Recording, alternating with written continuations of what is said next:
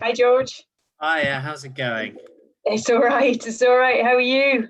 Yes, I'm good, thank you. Sorry, I'm just making sure that everyone can share their videos and things like that. Yeah, that's it. So, let me just set this all up in the background as well.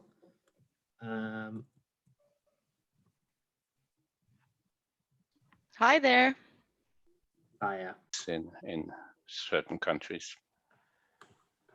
So, shall I get the slides up and you guys can take us through the presentation? Yep. Yep, sounds great. Here we go. Yeah, so I think just to give us sort of an initial overview, I think what we thought would be great for this session is there's been lots of discussions, I think, at the whole conference about flexibility, revenue stacking, etc. But we thought we'd take a first look at sort of the impact of COVID last year. I think a lot of people are aware of this. And effectively looking at this as a snapshot of what more or up to 100% of renewables would look like in the future. And then from that, we're going to take you through that. And then I think what we want to do is take you through a couple of scenarios of where we look at the overall energy mix. So we talk about battery a lot, but battery in isolation. And Ben and myself will talk you through a couple of scenarios we pulled together. And then we can have an open discussion about where the energy transition is going forward in the future. I have some open discussion on that. And also where optimisation is integral to actually managing assets as the more complexity comes into the market with more revenue stacking and requirements that go hand in hand with that. So if I sort of kick it off by explaining this first slide, I think back in the sort of early 2020 when COVID hit, Wärtsilä does a lot of analysis and work in terms of knowledge gathering on the markets, energy markets, and it was decided very quickly to pull together what's called the Energy Transition Labs. Just to give you a bit of background, this was actually pulled from a data called ENSO-E. And taking that data into one single platform so that we could actually have a very easy to interact, viewable view of the maps in terms of across Europe and the UK to give us a snapshot of at any period of time the demand, the impact of renewables and other sources of generation on the markets. So on the left there, this is a map on the left, as you can see, a map of all countries, so Europe and including the UK. And I think the main thing that we saw was obviously the demand went down with COVID and the renewables penetration came up. So if you look at the impact on that in terms of Europe, the renewable share was 4.4%. The demand was down by 4%. I can't quite see the left of the screen there, but in terms of the UK in 2020, the renewable energy share was 37%, with overall demand going down by 6%. There was also quite an interesting thing that happened in terms of thermal generation. I think people may or may not be aware that we actually had coal offline for 67 days. I think that was the longest time in terms since the 1800s. So it was a real snapshot of what the grid could look like with more renewables coming on there. But on the flip side of that, it really illustrated the need for flexibility. And I think where the analysis took us was that with more if we want to get the grid to and modernise the grid and get it to as near as zero carbon targets by 2050, then more renewables have to come online. But with that, there's a balance of flexibility. And I think that's what we want to sort of talk through with you today quite openly. Yeah, Ben, should I hand on to you? Have you got any comments on that?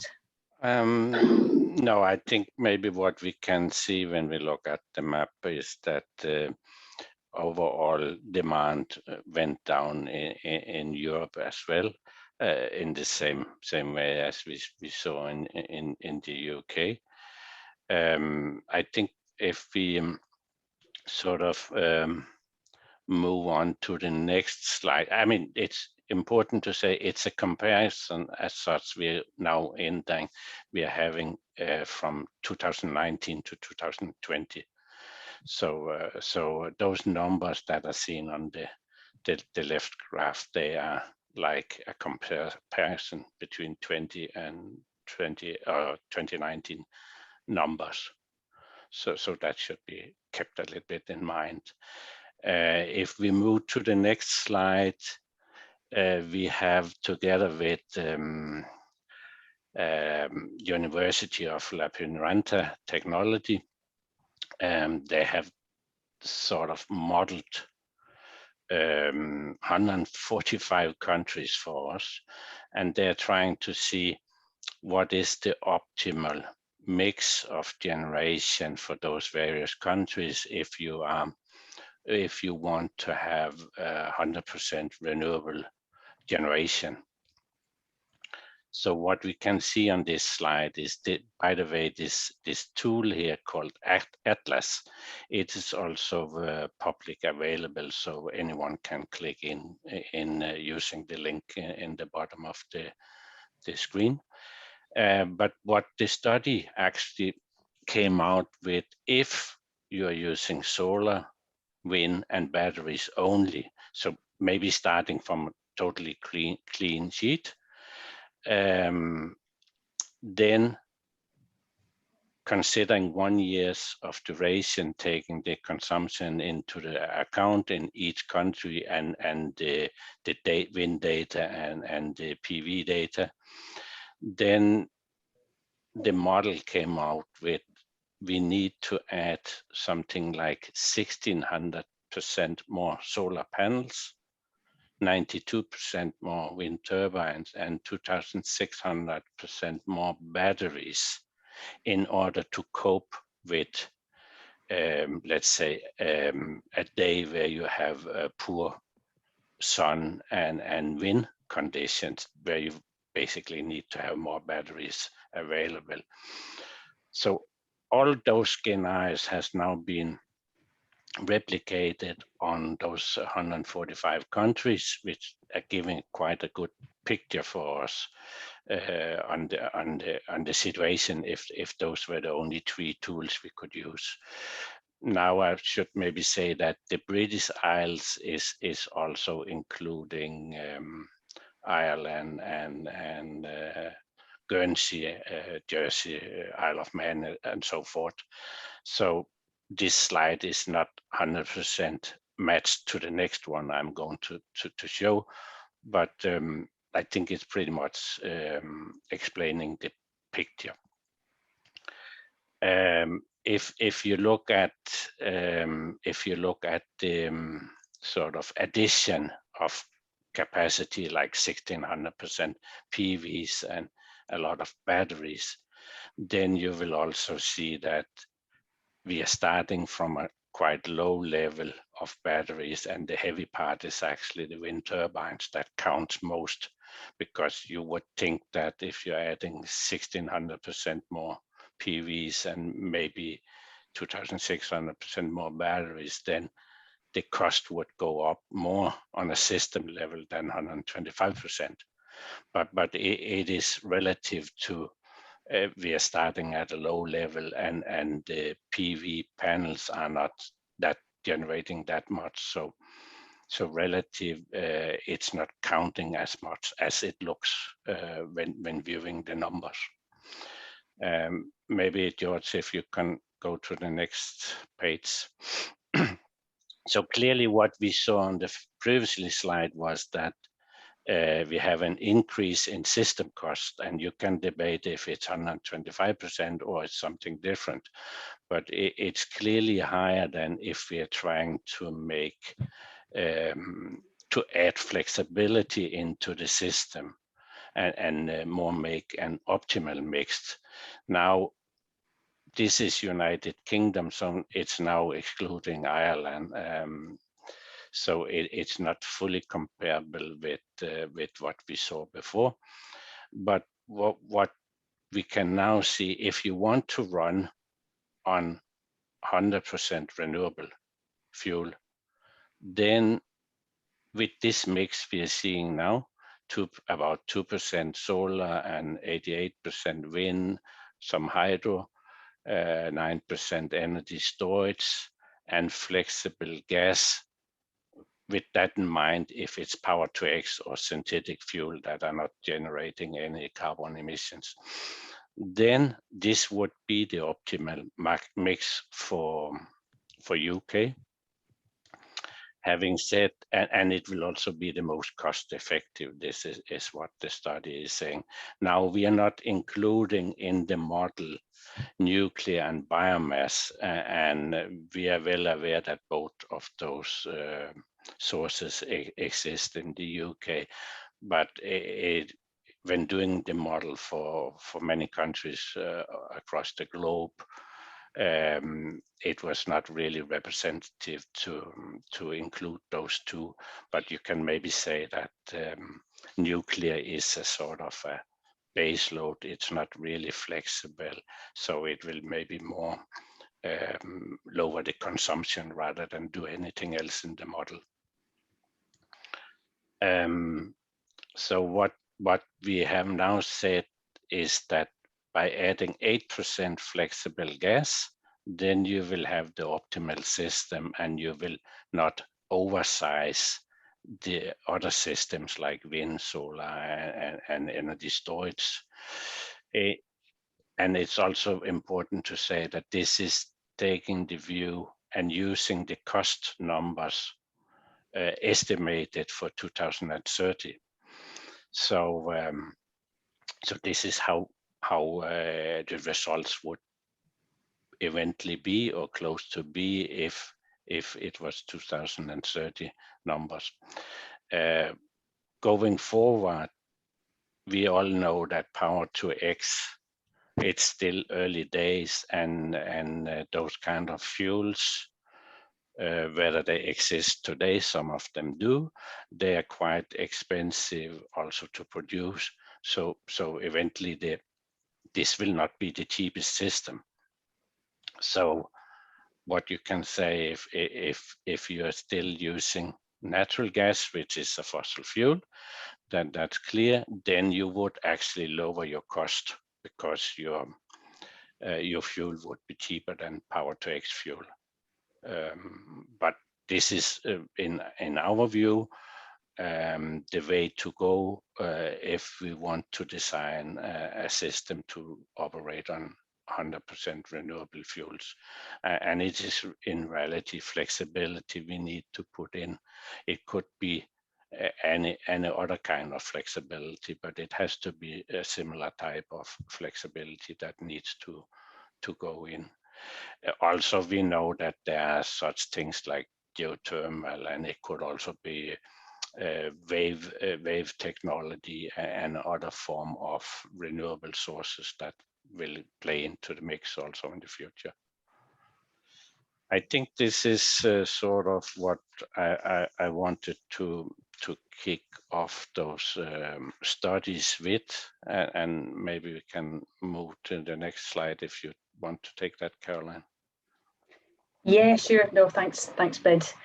Yeah, so I think the sort of the key points that we thought we'd draw from this round table is, I think in the first slide I sort of alluded to the 2020 illustrates a snapshot of the future and the impacts of what more renewables have, what it looks like in terms of more renewable energy than we've seen before, and the impacts on the system.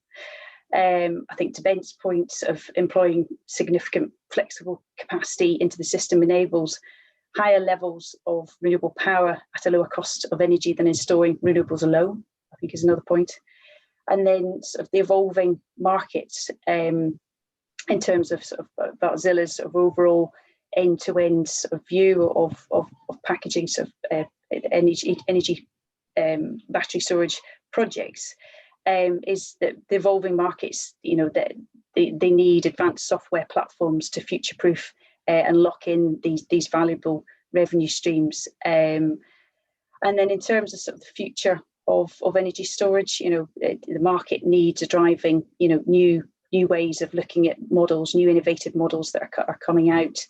We can see new revenue streams that National Grid are bringing out, and we're also aware of sort of new innovative models. It's, as I think we all know, it's a rapidly evolving market, and I think in terms of the view, I think you've got flexibility in terms of the grid, but there's also flexibility in future-proofing the assets to change with those evolving models and revenue stacks, and just ensure that assets are future-proof to generate the revenue need to reach the IRRs at the end throughout the life cycle of the projects. So I think, yeah. Maybe I can just add one comment. I forgot actually to say before that the model that has been run by Lappeenranta University, it's using the plexus tool, which is a software tool that are well recognized to model energy systems from the optimal point of view. So this is the tool used for the models. Yeah. Yeah. Thanks, Ben.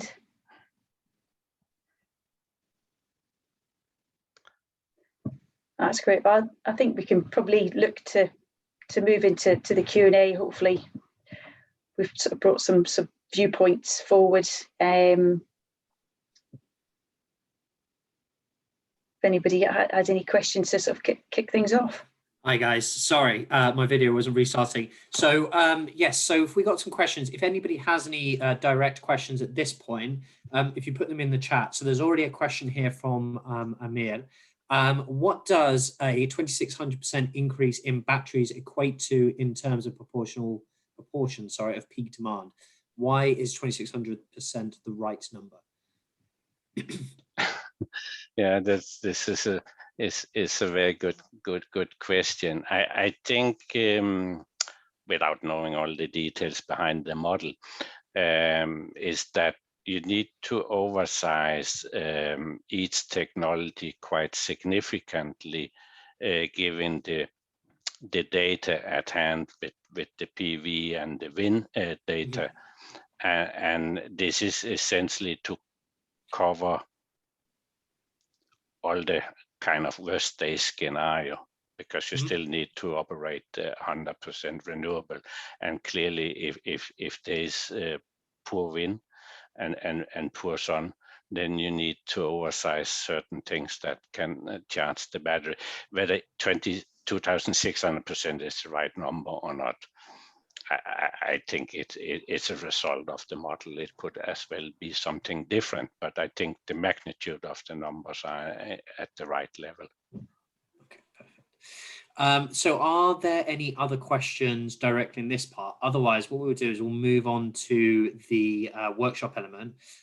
For the workshop part, all of you will need to turn on your videos and be part of that. So shortly you'll be getting an indication to promote 2 panelists, and then once you get that, you'll be able to join as a panelist and turn your cameras on. And then I will pass over. So you should be getting those now. 1 second. Here we go. It's the first time you guys are joining. So somebody has joined in the background. I think it might be Amir. Amir, I think we can hear you in the background. So if you can also turn your video on, that would be great. There we go. Perfect. Okay, so this is kind of your open area. So I will go off screen again, and I will leave it to Caroline and Ben. But if you could all turn your videos on, I will put a prompt onto your videos as well for you to join the session. This is your discussion. So thanks very much. I will pass over to you guys, and I'll be back towards the end of the session. Let me know if you have any questions. That's great. Thanks, George. Yeah, I think it's like intended to be quite an open forum, and the slides we discussed before was more like have something foods for thoughts and discuss. And I'm sure that there are some of you that knows more about specific things than we do. So let's keep it very open and having a conversation around the topics. And if you have any specific questions to what we showed, please also let us know, and we will try to work it out. Yeah, absolutely. Hey, this is Amir. Can you hear me? Yep. Yeah. Yeah, no, thanks for the presentation. It was super helpful. So, contrasting the two slides between where the energy mix is right now versus, if you had to redesign it from scratch, given that, I don't think you can redesign it from scratch, does that mean that the end user will end up paying more for their energy bill as more renewables and storage is added to the grid? Well, I think the model was a little bit with the intent to see what is the optimal mix if there are no other constraints.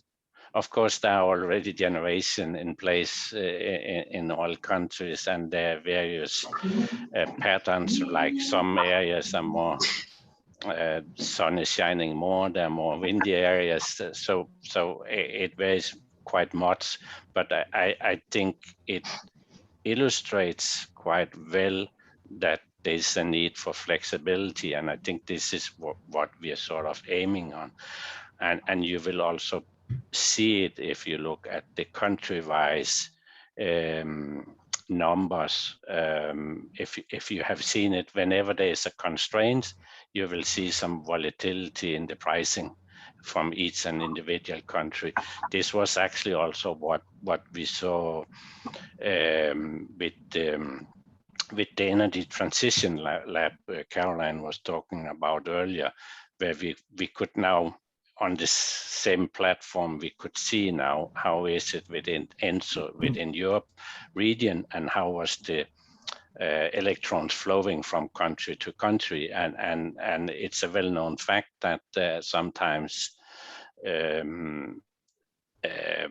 electricity is very expensive because of certain issues, and other times you have difficulties in getting rid of it, and you may even be in a situation where you have to curtail wind power. And I think this was the base of the model that we were trying to work out, so you don't need to curtail anything, but you can really make the optimal mix. And I think this is more like giving some hints for in what direction one needs to move with each and every country. Yeah, exactly. And I think to that point, it's in terms of the negative imbalance prices that period produced, really sort of puts battery in quite a sort of unique position, because obviously battery can obviously store energy and then sell when the price is higher. So to the point about curtailment, that flexibility sort of managing that volatility is, I think, where battery sort of sitting quite squarely. And there's obviously, to Ben's point before, there's battery and obviously the thermal side in terms of sort of overall flexibility assets. But I think in terms of the revenue that these battery projects can generate with this volatility, it is driven by the need for flexibility. So it was definitely an interesting snapshot for the company to look at, and I think the speed that the labs pulled together sort of brought forward how quickly the landscape had changed. I think everybody's sort of view was that this sort of like transition into more renewables being used, obviously demand went down, sort of way out into the future, whereas actually it happened now. So we're seeing a picture of the future now. Maybe also one comment to Amir's point how about the cost? I'm not sure how you followed this, but there's one big shipping liner, Maersk company, which I believe is the biggest in the world within container ships. They announced a few days back that originally they had a plan to launch the first ship operating 100% on renewable fuel, and it was kind of planned for 2030. Now they announced a few days back that actually they have pushed this forward to 23. And knowing that it costs more money to operate such a ship with such fuel, they still believe that they have customers that are willing to pay additional cost. And I think this additional cost is also something that will impact on the energy system country-wise, because there's a strong force dictating us to move away from fossil fuel, and I think this will also increase the speed of the transition, this public opinion and support for it. So a quick question, if you guys don't mind. When I was looking at this, at your model, it was quite interesting. But I was wondering, so one of the main needs for storage is obviously balancing these massive price spikes that we get during particular events, like as in this winter in the UK. So how does your model take that into account at all? Like with this new 100% renewable, how does that assist them? How does that impact these price spikes that'll happen during the winter? Are those expected to still happen, or because these are where storage really shines? That's when it really makes when it's really in the money. The intent is that you will try to minimize this volatility by using the plexus system to model the optimal mix. So clearly the volatility should be less because you have the right technology in place. The reason we have the spikes, as far as I understand it, is that there are certain, either we generate too much or too less, and there's an imbalance in the system. And this you can actually cover by having this optimal, but it's also having to set that the transmission and distribution system must also fit to that equation. That's clear. So, but I think on general thing also, when you are having, imagine when you are having more EVs coming online, you will have a lot of batteries that are located in many locations that will eventually start to push back and forth with the electrons. But it's a kind of interesting thing, and I don't think there's one solution for it or one answer for it right now.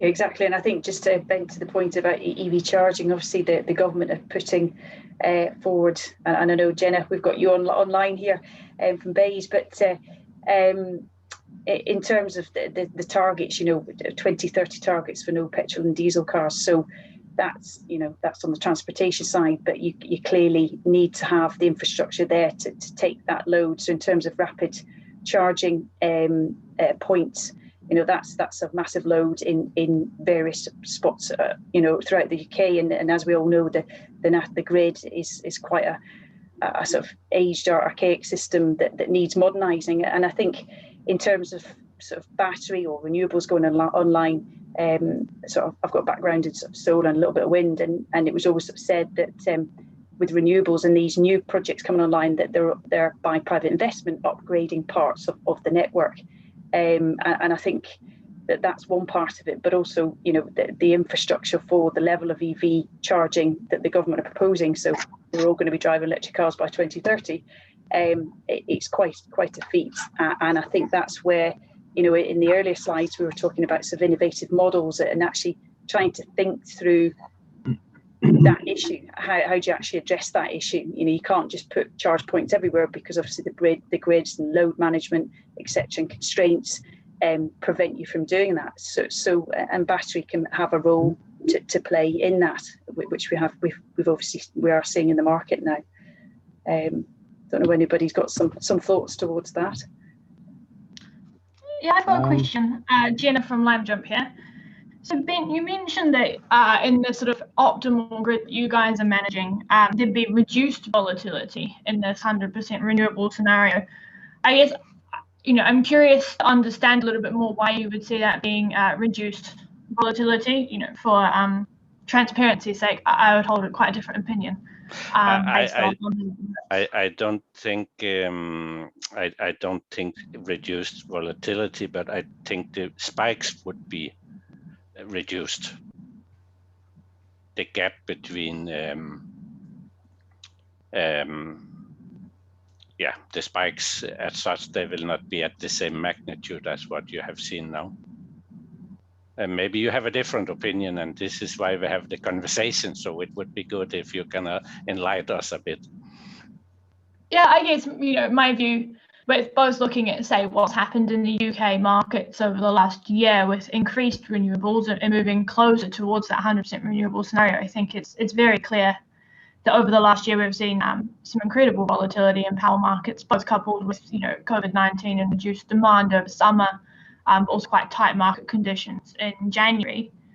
And with an ex-trader hat on here, also being familiar with New Zealand power markets, which are trading at 85% renewable, I think there's real potential for some quite incredible volatility, which I think would need to be a prerequisite for investors to come in and build these 9% of batteries that we require within your model would be required to meet demand. So yeah, I'm very curious. I think I appreciate you're saying the spikes might be lower, but if the wind wasn't blowing, but we were trying to supply 88% of the country with wind, how would you guys foresee that playing out? I think you need to have the flexible generation also. I don't think it's realistic to have this, the first scenario we looked at where you have PV, wind and batteries only. That's not realistic going forward. So I think what you can see is if you have the flexible generation, that it will definitely lower the spikes, maybe not the volatility, but I think also we have seen with various services, for instance, for the batteries that has been put in place since we started FFR and such things. I think you have seen that the volatility exists, but it reduces as such the revenue or the money you can make on a certain services, the more that come online and cover that needs. Would you agree with this? Interesting. I appreciate your point, and I completely agree that 100% battery, solar and wind grid right now would be incredibly challenging, and there is an absolute need for flexible generation in the mix. I guess my view is maybe different. That I see the price spikes and the depths of volatility being incredibly deep at the moment, and I don't see us nearing a point of saturation by any means. So I would anticipate, at least for the foreseeable future, we do continue seeing price spikes, especially when you've got battery assets who may not be active in the wholesale markets, for every settlement period of the day, right? If they're looking at going into ancillary services or dynamic containment, frequency response, that almost withdraws some of that depth in that market. So I think that will be a very interesting challenge if batteries are required for pure energy reasons, how that interplays with other ancillary services and revenue streams for those assets going forward. I think you're very correct here, but also keep in mind that the model was looking at 2030, and we are now in 2021, and we do have existing assets, and this is why we have a totally different mix with a lot of volatility, because we also have a lot of inflexible generation that are generating those spikes we are talking about.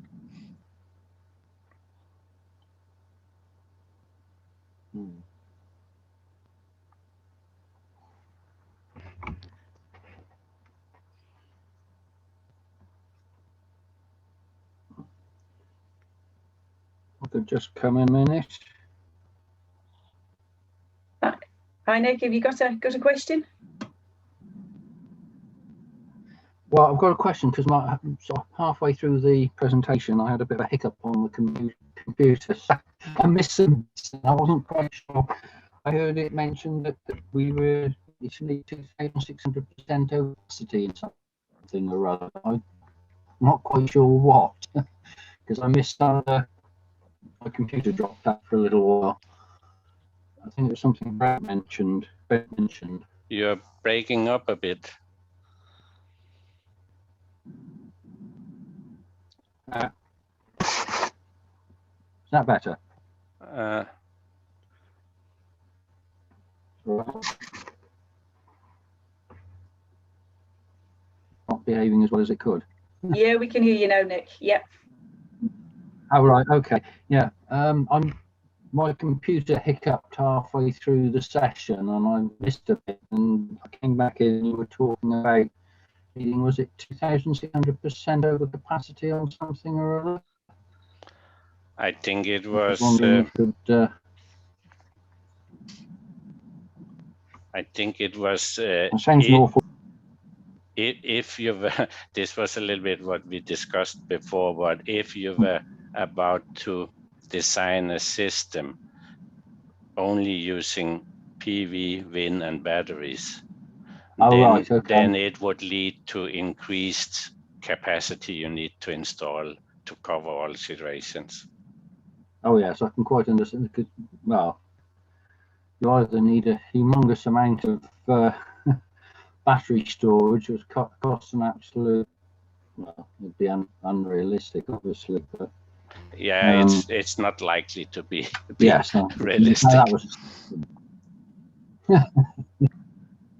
no, of course, it's the huge swing between summer and winter in the output. I mean, it's what, about 9 to 1, 10 to 1 in the UK, and in the opposite direction for what we need. But there's also the big challenge in the winter.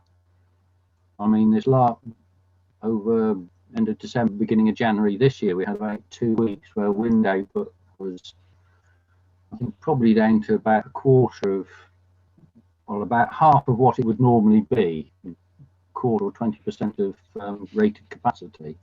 Nick, sorry, you did break up a little bit on my end. I don't know if it's the same for everybody else, but I think if you turn your video off, it should help the speed up, and then it might be easier to hear. Oh, right. Is that any better for everyone else? Is that any better? Yes. Yeah. Oh, right. Better. It's my internet struggling by the sound of it then. Yeah, I was just saying about the shortage of wind in winter when you've got very little solar anyway. We get the occasional situations where we have a week or two with very low output, as happened over this winter when we had the cold snap, December, January time. We were down to sort of probably half or less than half of what we'd normally expect over a long period. I mean, we're probably looking at the slide that showed the 8% flexible gas.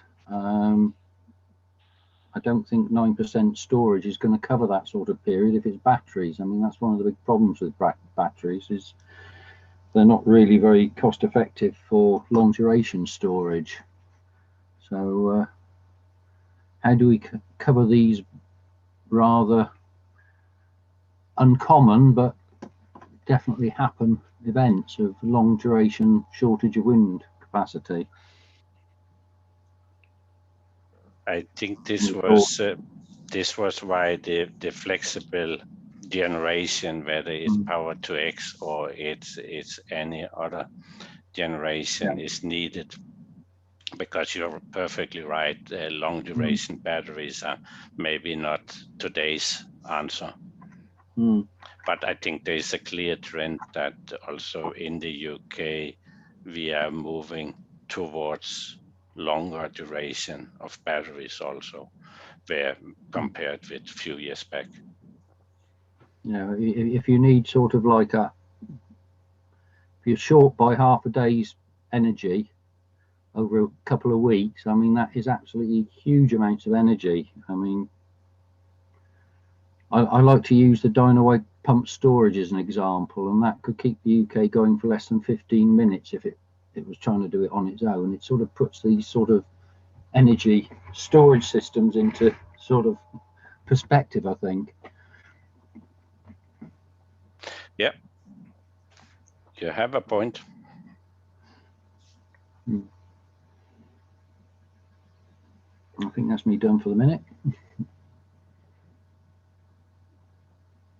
Great. Has anybody got any other views on sort of the energy mix sort of topic, or different sort of viewpoints? I think that's the whole idea of this round table. It would be good to get anybody else's sort of viewpoints on that. I think maybe just one comment. I mean, if anyone is sort of interested to know more background, what has gone into the modeling, then you're welcome to send the questions to us, and we will go back to the modeling team and try to answer your questions also. Oh, one other point on the EV charging. Having done some calculations on that, if you converted the entire UK fleet of cars to electric, the annual requirement would be about 9 gigawatt hours on current mileages, which is about sort of 25–30% of current capacity. So it's not a huge increase. And I think the real key to EV charging is smart charging, rather than these massive great, I mean, we need distributed charging. We'll probably need on-street charging. I don't know if they're trialing pop-up chargers, I think it's in Oxford, which means you could have chargers on the street rather like the old parking meters used to be, next to where everybody parks. If we can achieve that sort of, so people can charge their cars over longer periods, that's going to get rid of the peaks, a lot of the peaks on the system, and also a lot of charging at night, obviously when the demand's lower. I mean, the grid is capable of supplying, well, probably at least double the average demand. And that, I mean, we're talking about a 30% increase in demand for car charging. But if that can be spread out and done intelligently, then it could act as a balancing mechanism, so it doesn't sort of overall doesn't affect the peak on the grid by a huge amount. I mean, a lot of people think that we're going to need huge amounts of electricity for charging cars, but when you actually do the sums, it's not actually as big an amount of electricity as people often think it is. Yeah, no, absolutely. I think, you know, it's not within Wärtsilä's remit, but you can see models of developing.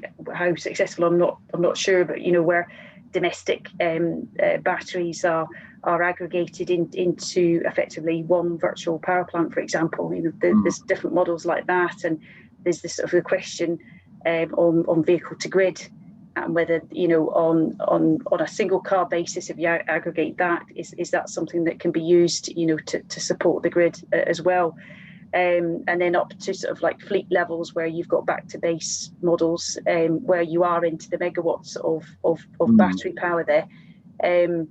But you know, I think there's the models, and then there's obviously sort of the reality of the sites and this, like I mentioned before, the constraints, etc. That need to be taken into consideration, obviously on the development side. But no, I think, you know, that there is those sorts of models. I don't know whether anybody else has sort of got any views or seen things on that, but there's certainly some players in the market that are doing that right now.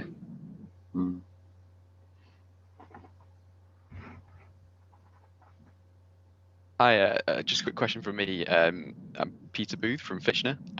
One thing that we're seeing is kind of this evolution of sort of what they call like energy parks, which is what we see our clients looking at more and more nowadays, where we're kind of collaborating with lots of different technologies on the same park, sort of maximize consumption of their own production of electricity, whether that be kind of having a data center on the site or just a large user of electricity.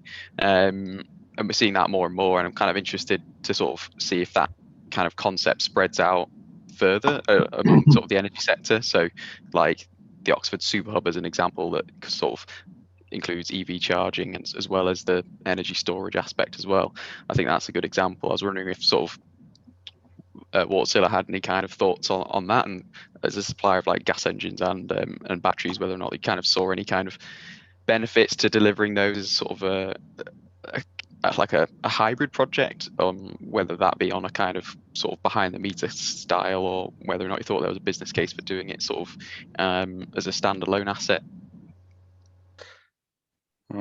Yeah, very good question.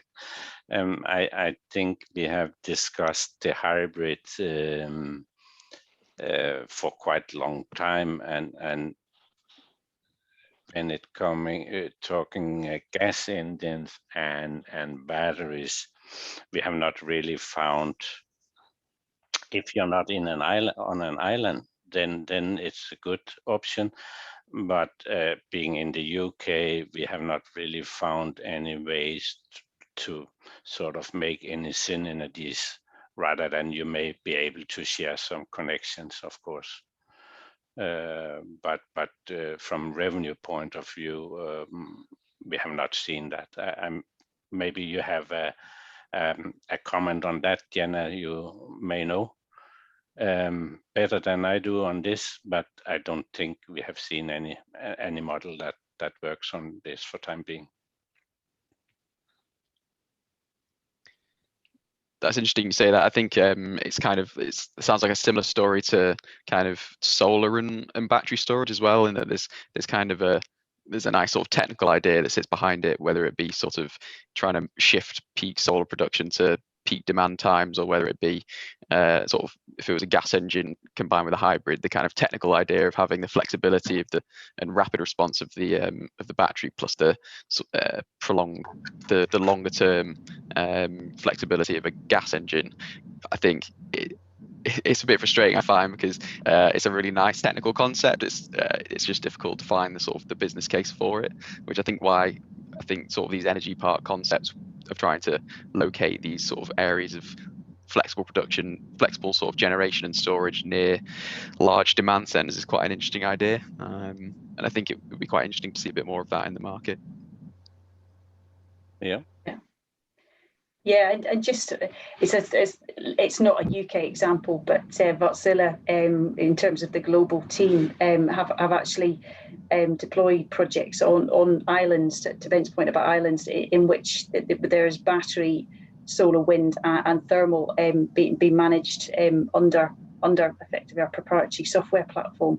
And I think, although that's an island project, it does illustrate the ability of increasing the use of renewables through optimizing the assets. So instead of, to reduce cost on diesel and increase the wind penetration and reduce curtailment, so you can start, through optimizing the asset, see that balance shift on that. That's probably a bit more of an extreme example, but that actually has sort of generated quite high percentages of renewables being used on that front. So I think it's a mixture of the design, the end-to-end design, and then actually how you optimize those assets under one platform. And I think that's kind of that's our view on looking at those sorts of projects, rather than sort of singular view, if that makes sense. Yeah, that makes a lot of sense, and I think it's be interesting to see kind of how experience on sort of microgrids or island projects can transfer into sort of some of the UK sector, where I think, yeah, I know we've done a few projects with like manufacturing clients or sort of industrial clients that are looking to install that kind of system as a way to sort of develop their like green credentials, as a kind of a bit of a PR exercise, but also the benefit of reducing their energy costs. So I think that would be a really interesting area which I'd be keen to see grow in the market, which might progress over the next few years. I don't know. Yeah, exactly, and I think, as we all know, the market right now is all front of the meter. Our previous sort of place worked at, we did a lot of work on behind the meter when it was actually viable to do that. But obviously, with the TCR and the regulatory changes, that model's now not there. So a lot of these models are, portfolios of front of the meter, and they're getting larger and larger in terms of sort of like megawatts and megawatt hours. Obviously, the duration's going up in terms of the hours, sort of going from 1C to 2 hour duration, for example.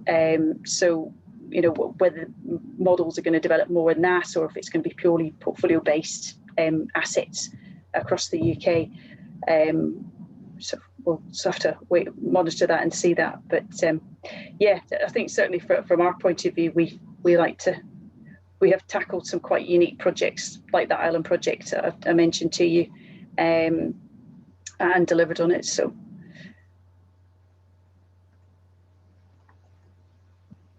that's really interesting. Thanks. Has anybody else got any thoughts or questions? I think we're probably out of time. Sorry, Amir. Yeah. Hey. Yeah, no, I was just going to say it's a slightly different topic, but during the presentation you talked about future proofing, and I guess the concept makes sense to me when you think about software and asset optimization. I'm just struggling to understand, how do you sort of future proof hardware? And I know Wärtsilä is sort of in the manufacturing space as well, but as you've thought about, how do you think about the manufacturing side of future proofing? Just because, with energy storage, things seem to be changing all the time. There was a panel discussion yesterday where they talked about the revenue stack for battery storage, and they said that the revenue stack right now is X, but in the future it'll be Y, and it'll be completely different. But as an investor and someone who's looking to build projects, it makes it a bit difficult to, because you have to put the capital expenditures in now to build a project, and you're hoping that it can survive 10 years, 15 years. So how have you guys thought about the future proofing of the No, very good question. And I think in terms of sort of we have a dedicated team that looks at the product development. So we've just quickly, because I'm conscious of time, but we've gone from containerized air cooled into liquid cooled. We launched a product last June called GridSolve Quantum, and that's a smaller modular size design that's designed for sort of improved thermal efficiency, better degradation curve, and sort of reduced maintenance and overall energy density, smaller footprint with greater energy density. So in terms of deploying the hardware, as you might want to say, we're constantly developing the product to reduce capex, improve performance, because we're aware how fast the market's moving and how critical it is to have the assets to capture the revenues. In terms of the future proofing that I mentioned before, it's a very good point. I was actually talking about future proofing the assets in terms of the software being able to do that. And what I mean by that is that a software that manages the optimization of the asset in terms of performance right through to dispatch, it is that you've got the ability with a software platform that can change to the changing needs in the market. So take for example, in terms of frequency, you'll have different sort of response times. So how can you manage that as those change? We've just seen, dynamic containment coming in. We've got DR and DM, all the abbreviations above, probably other products coming in. And how do you change quickly and adapt to those markets? So I think having software that can be sort of moved up and down in terms of frequency and or other products, it helps you future-proof that. So you've got, today you've got, liquid cooled, who knows what it could be in 10 years' time, but the software is something you can evolve and change. And I think that's where Wärtsilä that's sort of our view in terms of future-proofing. On the basic technical level, we can deliver software updates on that, but it gives you the flexibility to capture those revenue streams. And I think that's really important in the way we. If I may comment here also, Caroline, I think also what we have with our software platform is that the interface to the hardware, it is using standard protocols, so it is a sort agnostic to, you can use many manufacturers' hardware to integrate. And I think this is where we are thinking of future-proofing our product, because as we all are aware that the hardware is changing very fast, and what it will be in 5 years' time, we don't know, but we try to make the heart or the core of the system really adaptable to whatever kind of known interfaces and technologies.